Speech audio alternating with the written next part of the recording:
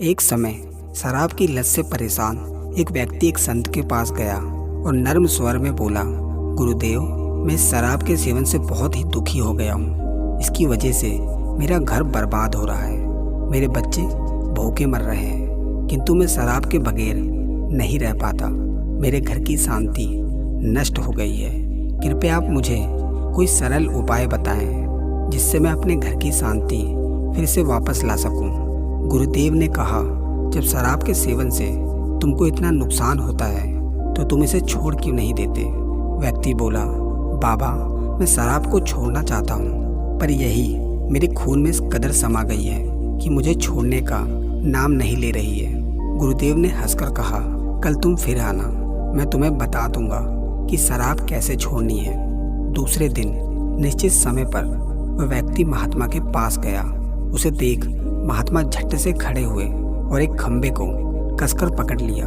जब उस व्यक्ति ने महात्मा को इस दशा में देखा तो कुछ समय तक वह मौन खड़ा रहा, पर जब काफी देर बाद भी महात्मा जी ने खंबा नहीं छोड़ा तो उससे रहा नहीं गया और पूछ बैठा कि गुरुदेव, आपने व्यर्थ इस खंबे को क्यों पकड़ रखा है। गुरुदेव बोले, बस मैंने इस खंबे को नहीं पकड़ा है, ये खंबा मेरे शरीर को पकड़े हुए है। मैं चाहता हूँ कि ये मुझे छोड़ दे, किंतु यह तो मुझे छोड़ ही नहीं रहा है। उस व्यक्ति को अचंभा हुआ। वह बोला, गुरुदेव, मैं शराब जरूर पीता हूँ, मगर मूर्ख नहीं हूँ। आपने ही जानबूझकर इस खंबे को कसकर पकड़ रखा है।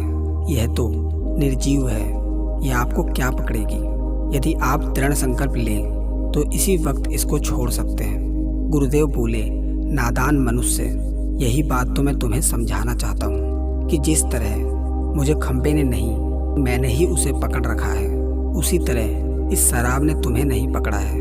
बल्कि सच तो यह है कि तुमने ही शराब को पकड़ रखा है। तुम कह रहे थे कि यह शराब मुझे नहीं छोड़ रही है, जबकि सत्य यह है कि तुम अपने मन में ये दृढ़ निश्चय कर लो कि मुझे इसका त्याग अभी कर देना है, तो इसी वक्त तुम्हारी शराब पीने की आदत छूट जाएगी।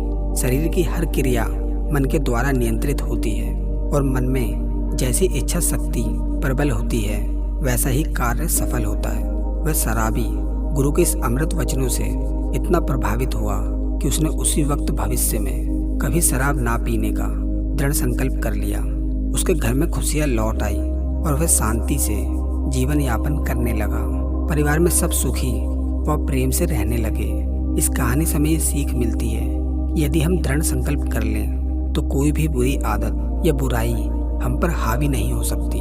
दृढ़ संकल्प की मदद से हम अपनी बुरी आदतों को खत्म कर सकते हैं। दोस्तों, ये वीडियो आपको कैसा लगा हमें कमेंट करके ज़रूर बताएं। साथ ही चैनल को सब्सक्राइब करना ना भूलें। धन्यवाद।